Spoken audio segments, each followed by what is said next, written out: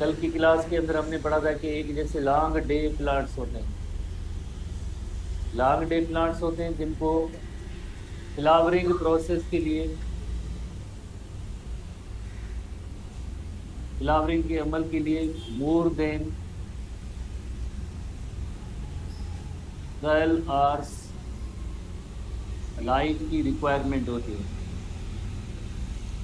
अगर ये conditions more than 12 hours की लाइट होगी तो फ्लावरिंग होगी, वरना फ्लावरिंग नहीं होगी। इसी तरह से एक शार्ट डे प्लांट्स थे। शार्ट डे प्लांट्स, उनमें फ्लावरिंग का अमल तब हो रहा था जब डार्क की ड्यूरेशन मोर देन 12 आवर्स, तो 12 आवर्स के बाद ये 13 14 और भी ज़्यादा, पर वो भी अनइंटरप्टेड हो, अनइंटरप्टेड हो, इसमें कोई इंटरप्शन ना हो, तो फ्लावरिंग होगी, वरना फ्लावरिंग नहीं होगी। तो दो फिगर्स कल आपको मैंने बोला था कि आप ये जहन में रखेंगे, बिकॉज जो नेक्स्ट जो हेडिंग है वो उसको समझने के लिए ये पॉइंट्स आपके पास होनी चाहिए कि लॉन्ग डे प्लांट्स तभी उनमें फ्लावरिंग होगी जब लाइट की ड्यूरेशन मोर देन 12 आवर्स होगी। और इसी तरह से शार्ट डे प्लांट्स, उनके अंदर फ्लावरिंग का अमल तब होगा जब डार्क की ड्यूरेशन जो होगी मोर देन 12 आवर्स होगी। मोर देन 12 आवर्स डार्क या मोर देन 12 आवर्स लाइट जिसकी वजह से फ्लावरिंग होती है उसे कहते हैं क्रिटिकल पीरियड कहते हैं। Critical period is necessary for the flowering. तो इसके अंदर क्रिटिकल पीरियड क्या है? क्रिटिकल पीरियड है डार्क का पीरियड है जो मोर देन 12 आवर्स है। इसके अंदर क्रिटिकल पीरियड क्या है? लाइट का ड्यूरेशन है, that is the more than 12 hours, इसे हम कहते हैं क्रिटिकल पीरियड कहते हैं। तो जो नेक्स्ट हमारी हेडिंग है कि हमने प्रीवियस क्लास के अंदर भी जैसे पढ़ा था, आप स्टूडेंट्स को याद होगा कि जब भी वेजिटेटिव ग्रोथ कंप्लीट होती है, किसी भी प्लांट की वेजिटेटिव ग्रोथ कंप्लीट होती है, कंप्लीट होने के बाद जैसे फाइनली जैसे टिप्स पे जो लीव्स होते हैं उनके अंदर एक किस्म का केमिकल मैसेज जो इन the form of hormone, chemical message in the form of hormone वो बर्ड्स को जाएगा और इसमें अल्टीमेटली जो है फ्लावरिंग का अमल होगा या फ्लावर लगेगी। तो ये केमिकल मैसेज जो होता है उसका नेम होता है फ्लोरिजिन हार्मोन। फ्लोरिजिन हार्मोन, ऐसा फ्लोरिजिन जो हार्मोन होता है, ख़ास तौर पे जो टिप्स होती है उनके जो लीव्स होते हैं उनके अंदर ये केमिकल प्रोड्यूस होता है और जो बर्ड्स होते हैं उनको कन्वर्ट करते हैं फ्लावर के अंदर। तो इस वजह से हम इसे कहते हैं फ्लोरिजिन हार्मोन, फ्लावर्स को स्टिमुलेट करने वाला हार्मोन, फ्लावरिंग प्रोसेस को स्टिमुलेट करने वाला हार्मोन कॉल्ड एज फ्लोरिजिन हार्मोन। ऐसे हार्मोन को हम कहते हैं फ्लोरिजिन हार्मोन कहते हैं। ठीक है, तो इस तरह से फ्लोरिजिन हार्मोन जो कहाँ पे ये प्रोड्यूस होता है? लीव्स के अंदर प्रोड्यूस होता है। लीव से ये मैसेज जाएगा बड तक और बड में देन जो है आगे जो है लीव से ये मैसेज जाएगा बड की तरफ और बड आगे फ्लावर में चेंज हो जाता है या फ्लावरिंग का अमल होता है। ये एक नॉर्मल मेथड होता है जैसे प्लांट्स के अंदर फ्लावरिंग का अमल होता रहता है। तो सबसे पहली पैरा के अंदर यही पॉइंट जैसे डिस्कस है हमारे बुक के अंदर कि एक केमिकल मैसेज जो होता है जो जाता है लीव से बड तक और देन जो है फ्लावरिंग का प्रोसेस जो है वो स्टिमुलेट होता है। उसके बाद जैसे एक वेरी इंटरेस्टिंग पॉइंट कि दो शार्ट डे प्लांट्स थे, very closely related short day plant थे दो। जैसे आपको पता है कि वेरी क्लोजली रिलेटेड उनका होना ज़रूरी होता है। जैसे आपको याद होगा हमने एक हाइब्रिड प्लांट के बारे में पढ़ा था, सोलेनम स्पीशीज। सोलेनम एक नाइग्रम था और दूसरा था सोलेनम नाइग्रम की थी ना, tuberosum, solanum black nightshade और ट्यूबरोसम, सोलेनम ट्यूबरोसम पोटेटम, उसकी जो हाइब्रिड की थी। तो जब भी एक्सपेरिमेंटेशन होती है तो उसमें क्या होता है, जो वेरी क्लोजली रिलेटेड जो मेंबर्स होते हैं उनके दरमियान जैसे एक्सपेरिमेंट की जाती है, चाहे वो रिप्रोडक्शन के हवाले से हो या कोई दूसरा प्रोसेस हो, आइदर कोई चीज़ें इंड्यूस करानी होती है या उसके ऊपर कोई किसी भी किस्म की एक्सपेरिमेंटेशन होती है, तो वेरी क्लोजली रिलेटेड जो मेंबर्स होते हैं उनके दरमियान जैसे एक्सपेरिमेंट। तो एक प्लांट है हमारे बुक में तो उसका जिक्र नहीं, पेरीला प्लांट था, दो शार्ट डे प्लांट थे। क्या किया गया कि एक शार्ट डे प्लांट को लीव्स को निकाल के दूसरे शार्ट डे प्लांट पेरीला की जीनस थी उसके साथ लगाया गया। बाकी क्या किया गया कि जैसे जिस प्लांट पे ग्राफ्ट लगाया गया उनको सब लॉन्ग डे कंडीशंस दी गई हैं, दोनों शार्ट डे प्लांट। कंडीशंस कौन सी दी गई? Long day. क्या फ्लावरिंग लगी होगी? नहीं होनी चाहिए, बिकॉज अगर शार्ट डे प्लांट को आप लॉन्ग डे की कंडीशन में रखेंगे तो फ्लावरिंग नहीं होगी। जो मेन प्लांट है उसको लॉन्ग डे की कंडीशन दी गई। जैसे इसी तरह से आप आगे देखेंगे जो मेन प्लांट है उसको लॉन्ग डे की कंडीशंस में रखी गई। जैसे ये पेरीला प्लांट और ये इसका जो मेन प्लांट है तो इसको जो टोटली जो है लॉन्ग डे की कंडीशंस रखी गई। अब इसमें तो फ्लावरिंग का अमल हो ही नहीं सकता, पर एक ऐसा लीफ जो ग्राफ्ट किया था, ग्राफ्टेड लीफ था, पेरीला का ही था, पेरीला का था, इसके अंदर केमिकल मैसेज पड़ा है। और इसके अंदर कौन सा केमिकल मैसेज पड़ा है कि फ्लावर लगना है, वो केमिकल मौजूद था, फ्लोरिजन मौजूद था। तो इसके अंदर जो है इस शार्ट डे प्लांट के अंदर लॉन्ग डे कंडीशन रखने के बावजूद भी फ्लावरिंग हो गई। ये प्लांट क्या था? प्लांट था, शार्ट डे प्लांट था, कुछ कंडीशन में रखा गया था, कंडीशन थी लॉन्ग डे की कंडीशन।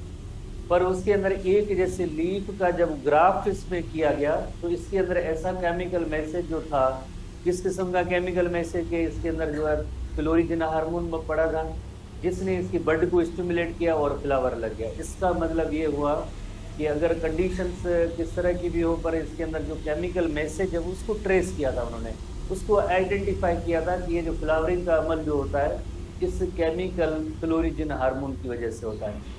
तो हमारे बुक के अंदर इसी तरह की एक पैरा जो मौजूद है, ठीक है, हम इस टीवी के हवाले से देखते हैं।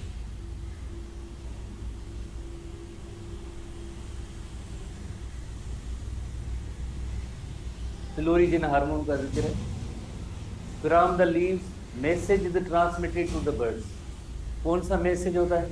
केमिकल मैसेज होता है in the form of florigen hormone, hormone की सूरत में मैसेज होता है। जैसे आपको पता है कि hormones are commonly called as messengers, chemical messengers है।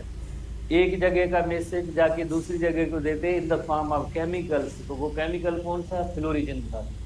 फ्लावरिंग को स्टिमुलेट कराने वाला, फ्लावरिंग प्रोसेस को इनिशिएट कराने वाला हार्मोन है।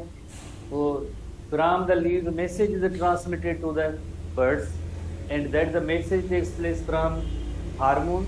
और उस हार्मोन का जो नेम जो फ्लोरिजन था, क्या किया गया था कि the message takes the form of hormone has been demonstrated by the indigenously grafted to short day plant.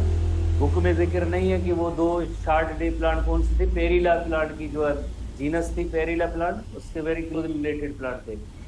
A plant which has been allowed to flower by exposure to short day plant था, उसका leaf था। Joined to another plant, वो भी पेरीला genus थी, वो भी short day plant था। Has been prevented, उसको ऐसी कंडीशंस दी गई जिसके अंदर वो लॉन्ग डे कंडीशन थी। प्रिवेंटेड, रोका गया कि फ्लावरिंग ना हो, उसको kept in long day condition, उसको लॉन्ग डे कंडीशन में ही रखा। बाकी प्लांट को टोटल को लॉन्ग डे कंडीशन में रखा। जाहिर है जो मेन प्लांट जिसको अगर लॉन्ग डे कंडीशन में रखेंगे तो फ्लावरिंग पॉसिबल नहीं है। पर रिजल्ट क्या हुई? रिजल्ट ये है कि ब्लूमिंग और फ्लावरिंग का अमल हो गया, पर उस प्लांट के अंदर फ्लावर लग गए। इसका मतलब ये हुआ कि hormone has been named as florigen, और वो हार्मोन उस लीफ की जो बड जो ग्राफ्ट किया था उसके अंदर मौजूद था, उसने ही मैसेज दिया था कि अब जो है फ्लावरिंग का अमल होना चाहिए। इलस्ट्रेशन दोबारा से देखते हैं। जैसे ये पेरीला प्लांट की जो जीनस के हवाले से, जैसे ये भी पेरीला प्लांट है, ये भी पेरीला प्लांट है, ये दोनों शार्ट डे प्लांट है। टू प्लांट्स हैं, जैसे हम कह रहे हैं कि दो प्लांट को जैसे ग्राफ्ट इसमें किया गया, तो ये एक शार्ट डे प्लांट था, इसका ग्राफ्ट जो है दूसरे प्लांट पे लगाया गया। बाकी रिमेनिंग जितना भी ये प्लांट था, इस प्लांट को कौन सी कंडीशन में रखा गया? उन प्लांट को लॉन्ग डे कंडीशन में रखा गया। इन प्लांट्स को, बाकी रिमेनिंग जो मेन प्लांट है, जाहिर है ग्राफ्ट तो इसका लीफ हुआ है, मेन प्लांट तो ये है, मेन प्लांट ये है, इसका रूट स्टेम लीफ सॉइल के साथ अटैचमेंट ये है। तो इसको सब टोटली जैसे कहाँ रखा गया? इसको लॉन्ग डे कंडीशन में रखा गया। तो अब इस प्लांट के अंदर फ्लावर तो पॉसिबल नहीं है, बिकॉज इसको जो टोटली लॉन्ग डे कंडीशन में रखा गया। पर ये जो ग्राफ्ट आया था, ग्राफ्ट इसके अंदर एक केमिकल प्रेजेंट था, केमिकल का नेम फ्लोरिजिन। उसने क्या किया, उसने फ्लावरिंग को स्टिमुलेट किया। तो इसका मतलब ये हुआ कि एक डेफिनेट केमिकल है जिसकी वजह से जो है फ्लावरिंग का अमल होता है। वरना इस प्लांट में लॉन्ग डे कंडीशन, आप बाय द वे नेचुरल ऐसे ग्राफ्ट के बगैर आप इस प्लांट को लॉन्ग डे कंडीशन देंगे, कभी भी फ्लावरिंग नहीं होगी। पर उसके अंदर जैसे ये ग्राफ्ट जो लगाया था, लीफ लगाया था, टिप वाला जो लीफ यहाँ से निकाल के लगाया था, तो उसके अंदर एक केमिकल मैसेज था। इस केमिकल मैसेज की वजह से इसके अंदर जो फ्लावरिंग हुई। A plant which has been allowed to flower by exposure to short days, ठीक है ना, जिसमें जैसे अगर शॉर्ट डे का एक्सपोजर मिलता है तो यकीनन फ्लावरिंग होती है। पर इसको ज्वाइंड टू अनदर प्लांट, उसको दूसरे प्लांट के साथ जो ज्वाइन किया गया, इस ग्राफ्ट को दूसरे प्लांट के साथ ग्राफ्ट किया गया, उसको कहाँ रखा गया, which has been prevented from flowering by keeping in long day condition. इसको सब लॉन्ग डे कंडीशंस वाली जो दी गई तो यकीनन फ्लावर नहीं है। तो इसमें फ्लावर बाय द वे नहीं होना चाहिए, प्रोड्यूस ही नहीं होना चाहिए, बिकॉज ये सारी जो लॉन्ग डे कंडीशंस है। पर इसके अंदर जो फ्लावरिंग का अमल हो गया। क्यों हुआ, बिकॉज इस जो ग्राफ्ट के अंदर जो एक मैसेज था, केमिकल था, उस केमिकल का नेम था फ्लोरिजिन हार्मोन, और उस वजह से जो है ये फ्लावरिंग हुई। यानी उनको जस्ट आइसोलेट करना था, केमिकल एक आइसोलेट करना था कि कौन सा केमिकल है जिसकी वजह से प्लांट्स के अंदर फ्लावरिंग का अमल होता है। जैसे हमारी बॉडी के अंदर भी वेरियस केमिकल्स हैं, जैसे ग्रोथ हार्मोन है, आपने जैसे पढ़ा है तो चैप्टर 3 के अंदर कितने केमिकल, हर एक हार्मोन का एक खास इम्पैक्ट होता है या असर होता है। तो इसी तरह से इन लीव्स के अंदर एक केमिकल निकला था, आइसोलेट किया गया बाद में, उसकी केमिकल नेचर देखी गई कि वो फ्लोरिजिन हार्मोन ही है, और इस फ्लोरिजिन हार्मोन की वजह से ही जैसे फ्लावरिंग का अमल होता है, फ्लोरिजिन। वरना तो प्लांट मेन ये है, मेन प्लांट तो ये है, इसके अंदर रूट स्टेम लीव ये पड़े, इसमें तो फ्लावरिंग का अमल नहीं हो रहा था। फ्लावरिंग इस प्लांट के अंदर क्यों हुई है, बिकॉज इस लीफ के ग्राफ्ट की वजह से हुई है। इससे ये बात साबित हुई कि florigen hormone is responsible for the flowering. Simply florigen hormone is responsible for the flowering process के लिए। और जैसे एक और पॉइंट जैसे हमारे बुक के अंदर भी जैसे मौजूद है कि लीफ जो ये जो लीव्स होते हैं ना, लीव्स के अंदर जो ये मैसेज होता है, ये मैसेज कहाँ पे ट्रांसमिट होता है, बर्ड के अंदर, और बर्ड पे आगे क्या होगा, फ्लावर बनेगा। ये मैसेज किस सूरत में होगा, ये मैसेज होगा in the form of florigen hormone. Florigen hormone की सूरत में ये मैसेज होगा, और ये मैसेज बर्ड की तरफ जाएगा, और बर्ड से जो है देन फ्लावर लगेंगे।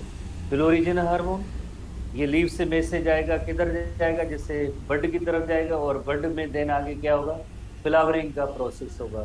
फ्लोरिजिन hormone, flowering hormone, florigen hormone, flowering hormone, commonly general terms में हम उसे फ्लावरिंग हार्मोन कहेंगे।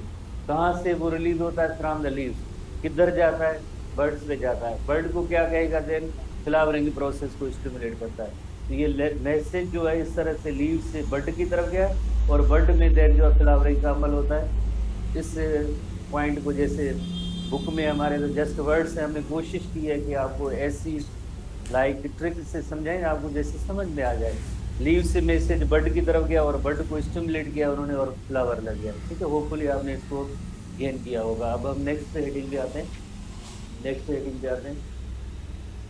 Biological clock in plants. जैसे आप स्टूडेंट्स को याद होगा, चैप्टर 3 के अंदर भी हमने ह्यूमन बीइंग के हवाले से भी एक बायोलॉजिकल क्लॉक को नोट किया था कि जैसे वक्त गुजरता जाता है, तो जैसे वक्त गुजरता जाता है उसके हवाले से हमारी बॉडी के अंदर ऐसी चेंजेस होती रहती हैं। याद है या नहीं है कि जैसे सुबह के वक्त क्या होता है, उसके बाद क्या होता है, उसके बाद क्या होता है, इस तरह से 24 आवर्स की एक्टिविटीज़ जो होती हैं वो रिपीट होती रहती हैं। इसी तरह से प्लांट के अंदर भी ऐसी एक्टिविटीज़ जो है कंटिन्यूसली जैसे होती रहती है। हर प्लांट के हवाले से अगर आप देखें कि उसकी एक जर्मिनेशन की सीज है, और टाइम है, जर्मिनेशन ऑफ सीड उसका टाइम होता है, फ्लावरिंग का टाइम होता है। इसी तरह से आप देखें स्टोमेटा की ओपनिंग का टाइम है, क्लोजिंग का टाइम है। तो ये पूरा एक इंटरनल, इनके अंदर प्लांट्स के अंदर भी एक इंटरनल टाइम है, ये रही सिस्टम मौजूद है। अगर हम ह्यूमन बीइंग और हायर एनिमल्स की बात करें तो हमारे पास तो जस्ट रिसेप्टर्स होते हैं, कोई भी चेंज होती है उसको डिटेक्ट करते हैं। प्लांट के अंदर ना तो ब्रेन है, ना रिसेप्टर्स ऐसे जो बाज़ाहिर अलग से कोई आर्गन है कि वो किसी इन्वायरमेंटल चेंज को डिटेक्ट करें।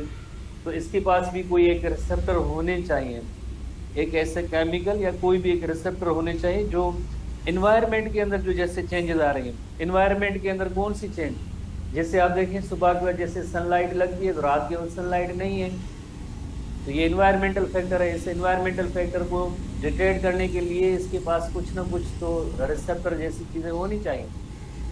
जैसे फॉर एग्जांपल हमने नोट किया था, जैसे एक मेलाटोनिन हार्मोन है फॉर एग्जांपल हमने, तो मेलाटोनिन हार्मोन आइज के थ्रू जैसे सेंसेशन उसकी होती है, और जैसे डार्क होती है तो मेलाटोनिन हार्मोन ज़्यादा रिलीज होता है, फिर हमें नींद आ जाती है।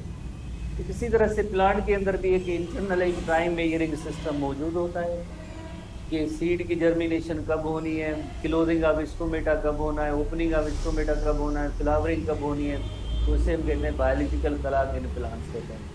106 पेज पे आप आएंगे तो mechanism involving the light quality and the biological clock to measure the daylight plant needs some metabolic clock.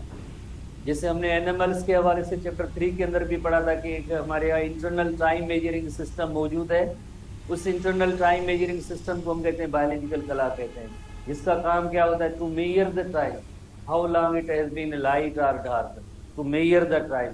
इस क्लॉक सिस्टम का मेटाबॉलिक क्लॉक का एक काम होता है, और जैसे वक्त गुजरता रहता है तो उसमें प्लांट के अंदर उसके हवाले से चेंजेस भी आती रहती हैं। जैसे हमने ह्यूमन बीइंग का एग्जाम्पल लिया, जैसे डार्क होती है तो मेलाटोनिन रिलीज हुआ, मेलाटोनिन रिलीज हुआ तो हमारा रिस्पांस क्या हुआ, हमें नींद आ गई। तो इसी तरह से जैसे ही वक्त गुजरता जाता है तो उसके अंदर जो चेंजेस आती हैं, जो प्लांट के अंदर भी चेंजेस आते हैं, तो इसका मतलब ये है कि लाइट डिटेक्टिंग सिस्टम जो है इसके अंदर जो है मौजूद है, जो ही बायोलॉजिकल क्लॉक को सेट करता है, लाइट डिटेक्टिंग सिस्टम। यानी प्लांट के पास एक मेन जो एक्सटर्नल फैक्टर क्या होता है, मेन एक्सटर्नल फैक्टर है वो लाइट लगती रहती है जैसे, और लाइट की जैसे आपको पता है क्वालिटी भी होती है और इसकी ड्यूरेशन भी होती है। जैसे short day plant, long day plant, quality भी है, ड्यूरेशन भी है। इसी तरह से ड्यूरेशन का मतलब होता है जैसे short day, long day plant, light की ड्यूरेशन। क्वालिटी का मतलब है कि जैसे आपको पता है कि लाइट जो 7 कलर्स विजिबल लाइट का स्पेक्ट्रम होता है, हर एक की अलग अलग वेवलेंथ होती है, और जैसे सुबह से लेकर शाम तक जो लाइट जो प्रेजेंट है उसके अंदर जो है उसकी क्वालिटी है, उसके अंदर भी जो चेंजेस होती है वो हर किस तरह की चेंजेस होती है उनको जो डिटेक्ट करने के लिए इस प्लांट के पास एक रिसेप्टर होता है, इसके पास एक रिसेप्टर होता है यकीनन, जो वो इस लाइट को डिटेक्ट करता है और उसके अकॉर्डिंगली जैसे अकॉर्डिंगली इस प्लांट के अंदर कोई अपनी activities, metabolic activities, function, response plant show करता रहता है। तो लाइट डिटेक्टिंग सिस्टम इसके अंदर मौजूद है जो लाइट को डिटेक्ट करेगा, उस लाइट के क्वालिटी, ड्यूरेशन के हवाले से देख जो है आगे जो है इसके अंदर जो चेंजेस आती रहती हैं। Virtually all organisms have an internal biological clock that in some way usually poorly understood. Mechanism very clear नहीं है कि ये biological clock कैसे काम करता है, ठीक है। Usually poorly understood का मतलब है कि exact mechanism साइंटिस्ट को अभी तक मालूम नहीं है कि ये biological clock, internal biological clock कैसे काम करता है ज़रूर मौजूद है। all organism सबके अंदर एक internal जो है biological clock मौजूद है, exact mechanism not known, still not known. Measures time even without environmental cues. इशारा, environment का इशारा, जैसे मैंने रेगुलर क्लास में आप स्टूडेंट्स को बताया था कि मैं अगर किसी स्टूडेंट को नाम कहूँ, कुछ भी लफ्ज़ों की सूरत में नाम बोलूँ, जैसे कहूँ इस इशारे का मतलब है स्टैंड अप, इस इशारे का मतलब है कि आप इधर ही रुक जाएं, इस इशारे का मतलब है कि आप जो क्लास के अंदर आ जाए, तो लफ्ज़ की सूरत में तो कोई भी नहीं है, पर ये जो एक ऐसा सिग्नल है, इशारा है, जिससे आप समझ जाते हैं कि इसका मतलब क्या होता है, इसका मतलब क्या होता है। इसी तरह से प्लांट को भी ऐसे इशारे मिलते हैं, सिग्नल मिलते हैं। कहाँ से मिलते हैं? सनलाइट। सनलाइट की क्वालिटी, क्वांटिटी जो वेरियस टाइप की जो होती है वही जो है प्लांट को डिटेक्ट कर, जैसे ये एक सिग्नल, ये भी एक सिग्नल है, तो लाइट की जैसे क्वालिटी में फ़र्क आता है तो वो भी प्लांट की जो रिसेप्टर्स हैं उसको डिटेक्ट कर रहे हैं। वो प्लांट समझता है कि अब इस लाइट का मकसद क्या है कि मुझे कौन सा रिस्पांस शो करना है। जैसे इस सिग्नल का क्या मकसद है कि स्टूडेंट समझे कि इसका मतलब है कि ब्रेक देना यहाँ पे, तो इसी तरह से प्लांट के अंदर भी ऐसे जो हम सिग्नल को इन्वायरमेंटल जो ऐसे इशारे होते हैं उनको समझने की एक मैकेनिज्म मौजूद है। ऐसी वेरियस टाइप की जो quality quantity of the light होती है उसको ये डिटेक्ट करते हैं और प्लांट अकॉर्डिंगली रिस्पांस देता है कि किस तरह का रिस्पांस। जो हमारे बुक के अंदर दो टेबुलेटेड जो चार्ट हैं ये सब इस इशारों की मदद से, लाइट के इशारों की मदद से ये सारे रिस्पॉन्सेज जो प्लांट प्रोड्यूस करता है। लाइट के इशारों की मदद, लाइट की जो क्वालिटी क्वांटिटी होती है ड्यूरेशन होती है तो उसके अकॉर्डिंगली ये सारे जो है प्लांट के रिस्पॉन्सेज हैं। तो हाउएवर एनवायरमेंटल क्यूज की मीनिंग होती है सिग्नल, इशारा। Particularly light can reset the colour, जैसे बिकॉज लाइट की ड्यूरेशन क्वालिटी क्वांटिटी जो है पूरे दिन में डिफरेंट होती है, पूरे साल में डिफरेंट होती है, तो उसके अकॉर्डिंगली जो है प्लांट उसको रेस्पॉन्स देता है। रेस्पॉन्स क्या होगा, जो दो किस्म के जैसे मैंने अभी डिस्कस किया कि टेबुलेटेड चार्ट के अंदर है ये सारे प्लांट के रेस्पॉन्स हैं। किसको रेस्पॉन्स देगा, वो लाइट की इस क्वालिटी। तो इसका मतलब है लाइट को डिटेक्ट करने के लिए प्लांट के पास क्या होना चाहिए, प्लांट के पास एक रिसेप्टर होना चाहिए जो इस लाइट वाले जो सिग्नल्स होते हैं उनको समझने में उनको मदद मिलेगी। So many plant processes are influenced by the light before the plant can respond to variation in light intensity. अब देखो लाइट इंटेंसिटी, लाइट की ड्यूरेशन, लाइट की wavelength, because you know very well कि विजिबल लाइट जो होती है, visible light उसके अंदर जो 7 कलर्स का जो स्पेक्ट्रम होता है, हर कलर की जैसे अलग एक वेवलेंथ होती है, अलग एक वेवलेंथ होती है, जो उस वेवलेंथ के अकॉर्डिंगली जो प्लांट ने रेस्पॉन्स देने होते हैं। कि जैसे अगर रेड लाइट लग रही है तो उसकी वेवलेंथ कितनी होती है, उसके अकॉर्डिंगली प्लांट रेस्पॉन्स देगा। फार रेड लाइट तो इसी तरह से मस्ट फर्स्ट डिटेक्ट दी चेंजेस। प्लांट का काम है कि अगर इस तरह से लाइट की जो क्वालिटी क्वांटिटी ड्यूरेशन वेवलेंथ है तो उसको डिटेक्ट करे। अब जाहिर है डिटेक्ट करने के लिए इसके पास क्या होने चाहिए, रिसेप्टर्स होने चाहिए। तो सच फॉर्म्स ऑफ फोटो रिसेप्टर्स मौजूद है। जैसे हमारे यहाँ जैसे हम कहते हैं फोटो रिसेप्टर आईज में मौजूद है, आर्गन मौजूद है, पर इनके जो फोटो रिसेप्टर्स जो होते हैं फाइटोक्रोम है। इनका जो फोटो रिसेप्टर है जो लाइट को डिटेक्ट करता है वो होता है फाइटोक्रोम होता है। Photoreceptor in the plant is called as phytochrome. Photoreceptor जो लाइट की क्वालिटी क्वांटिटी ड्यूरेशन वेवलेंथ को जो डिटेक्ट करता है उस केमिकल का नेम होता है फाइटोक्रोम होता है। जो ही लाइट को डिटेक्ट करता है कि किस क्वालिटी की क्वांटिटी की वेवलेंथ की जो है लाइट अब आ रही है। तो necessary if a relationship is established between a pigment called phytochrome and number of light induced responses. तो यानी हम यही सीखेंगे कि प्लांट के पास फाइटोक्रोम पिगमेंट जो मौजूद है, various quality quantity duration wavelength की लाइट प्लांट को लग रही है और उसके अकॉर्डिंगली देन जो प्लांट कौन से रेस्पॉन्सेज प्रोड्यूस कर रहा है, कौन से प्लांट जो है रेस्पॉन्स दे रहा है। तो ये सब रिलेशनशिप जो है इस चार्ट के अंदर मौजूद है कि अगर फार रेड लाइट होगा तो उसका क्या इफेक्ट होगा और रेड लाइट का होगा तो क्या इफेक्ट होगा। तो ये इस पिगमेंट को हम जैसे फाइटोक्रोम कहते हैं। और आपको पता है बुक के अंदर एक क्वेश्चन भी मौजूद है, ये इसकी केमिकल कंपोजिशन है protein plus pigment, protein plus pigment उसकी कॉम्बिनेशन है, उससे हम कहते हैं फाइटोक्रोम। और इसके दो इंटर कन्वर्टेबल फॉर्म्स है, इंटर कन्वर्टेबल फॉर्म्स है। इंटर कन्वर्टेबल की मीनिंग होती है कि दोनों पिगमेंट एक दूसरे के अंदर कन्वर्ट होती रहती हैं। P660 और P730 दो जो है, P स्टैंड्स फॉर फाइटोक्रोम, ठीक है ना। तो दो ऐसी पिगमेंट होती है जो मुख्तलिफ वेवलेंथ की लाइट को जैसे ये डिटेक्ट करते हैं और उसके अकॉर्डिंगली जो है प्लांट रेस्पॉन्स देता है। जैसे phytochrome is isolated 1960s exist in 2 interconvertible forms. कौन से 2 इंटरकन्वर्टेबल फॉर्म्स हैं, एक फाइटोक्रोम 660 है जिसे P660 कहेंगे और दूसरा है फाइटोक्रोम 730 है, P730 कहते हैं। P660 क्यों कहते हैं, because it absorbs red light, और रेड लाइट की जो एब्जॉर्प्शन का स्पेक्ट्रम होता है वो 660 नैनोमीटर होता है। इस वजह से हम इसे कहेंगे कि P660 बिकॉज इट एब्जॉर्ब्स जो रेड कलर की जो लाइट है उसको जो एब्जॉर्ब करता है। बिकॉज विजिबल लाइट के अंदर जो 7 कलर्स हैं तो फाइटोक्रोम 660 जो पिगमेंट होती है वो इट एब्जॉर्ब्स रेड लाइट। इसी तरह से फाइटोक्रोम 730 या P730 होता है तो वो फार रेड लाइट को जो है एब्जॉर्ब करता है। इस वजह से PFR है, FR का मतलब होता है फार रेड, R का मतलब है जस्ट रेड है। तो यही जो है फाइटोक्रोम कौन सा रोल प्ले कर रहा है, it acts as a photoreceptor. यानी इसी लाइट की जो क्वालिटी, वेवलेंथ, ड्यूरेशन वगैरह को जो रिसीव करने का प्लांट के अंदर जो फोटो रिसेप्टर होगा उसका नेम होगा फाइटोक्रोम, जिसकी दो इंटर कन्वर्टेबल फॉर्म्स हैं, एक P660 है और दूसरा P730 है। अब इन दोनों के जो इफेक्ट्स हैं जो हमारे बुक के अंदर टेबुलेटेड चार्ट की सूरत में, पर ये होगा किस तरह से हमें एक नेक्स्ट इलस्ट्रेशन में आता है। जैसे अभी हमने जैसे नोट किया है कि जैसे 660 या 680 तो PR उसका जो मैक्सिमम लाइट एब्जॉर्प्शन का जो ये स्पेक्ट्रम 730 जो है 730 PFR उसके लिए होता है। तो ये मेजर किया गया था कि फार रेड लाइट का स्पेक्ट्रम और रेड लाइट का जैसे स्पेक्ट्रम वेवलेंथ इसकी जो है कितनी नैनोमीटर की होती है।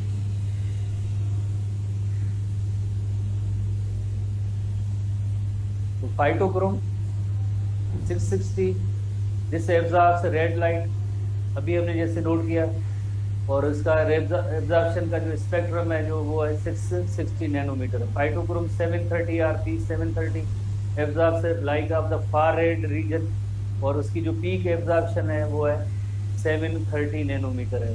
फाइटोक्रोम कंप्राइजेज है प्रोटीन एंड पिगमेंट, जो अभी हमने नोट किया कि इस फाइटोक्रोम की कंपोजिशन क्या है, किसका बना हुआ है, प्रोटीन प्लस पिगमेंट का बना है, प्रोटीन प्लस पिगमेंट का बना है। केमिकल कंपोजिशन कहाँ पे मौजूद होता है, distributed through out the plant, सारे प्लांट हर पार्ट उसके अंदर जो डिस्ट्रीब्यूटेड है।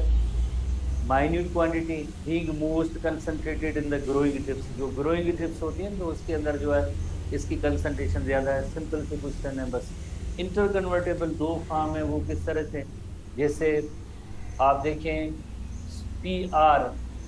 PR जो होता है लाइक डे लाइट जैसे इसको लगती है तो ये क्विकली कन्वर्ट हो जाता है PFR के अंदर। PFR उसके बाद क्या होगा, जैसे लाइक जैसे नाइट टाइम में क्या होता है, इसकी जो स्लो कन्वर्जन होती है देन किसके अंदर, PR के अंदर। जैसे सुबह होती है डे लाइट लगती है तो आहिस्ता आहिस्ता ये कन्वर्ट होता जाता है, PR is converted into PFR and then PFR is converted into throughout the night time. जैसे ये PR में कन्वर्ट होता है, PR is converted into PFR।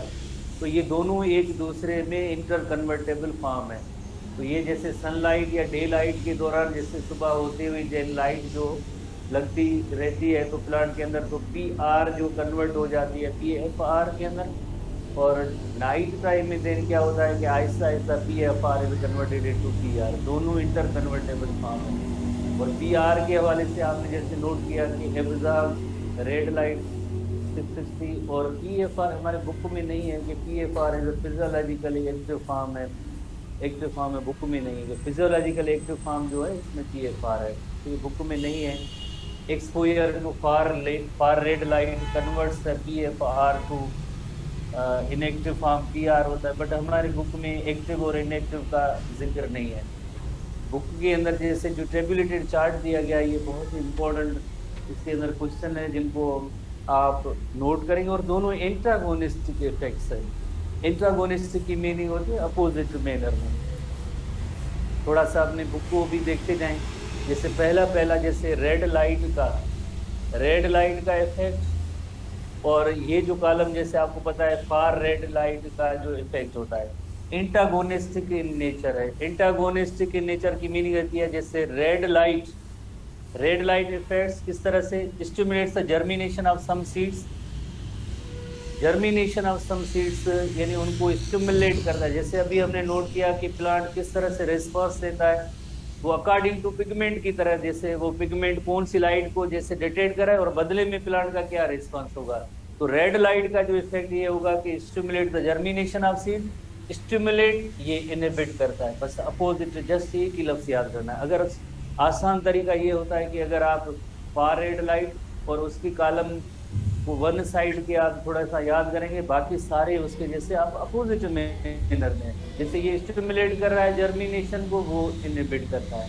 इसी तरह से induces the formation of anthocyanin, plant की पिगमेंट है, एंथोसायनिन प्लांट पिगमेंट को ये इंड्यूस करता है या स्टिमुलेट करता है, और वही जो फार रेड लाइट है वो इसको इनहिबिट करता है, inhibit the formation of anthocyanin, stimulates the process of flowering in long day plants.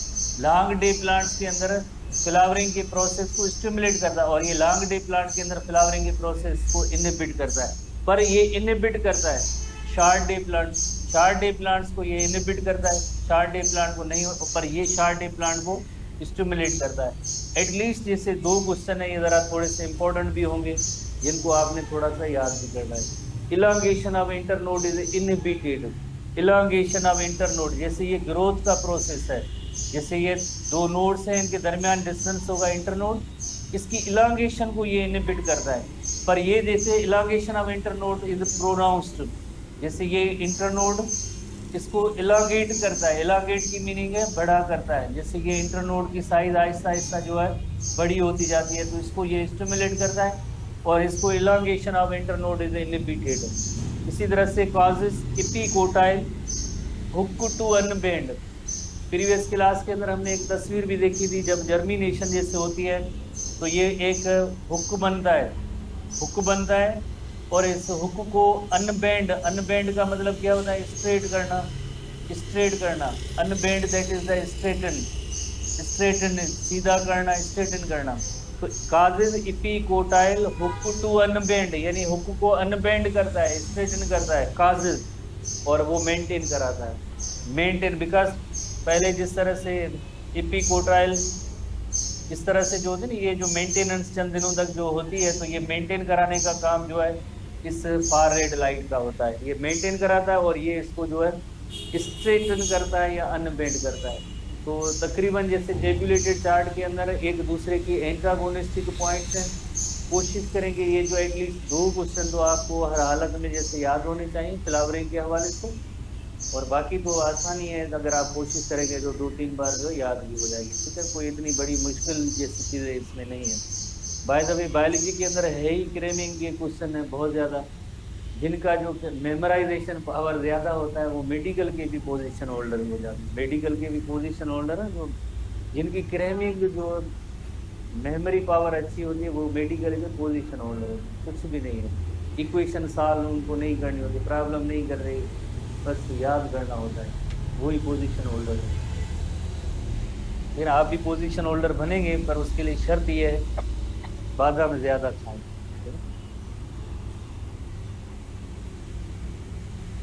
Memory memory सही है ना, ये नहीं है?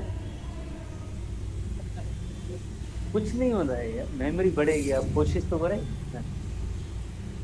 जाम सूर्यवारन का पूछो, हाँ ये करना है ना, हाँ मेमोरी बताइए, मेमोरी बताइए। डाइट ज़रूरी है इंट्री टेस्ट के स्टूडेंट के लिए, डाइट ज़रूरी, अगर डाइट पे आप तवज्जो नहीं देंगे तो आप बिल्कुल जितनी आप मेहनत करें फ़ायदा नहीं होगा। इंट्री टेस्ट में diet is important, sleep is important, और तीसरी आपकी कंसंट्रेशन होती है,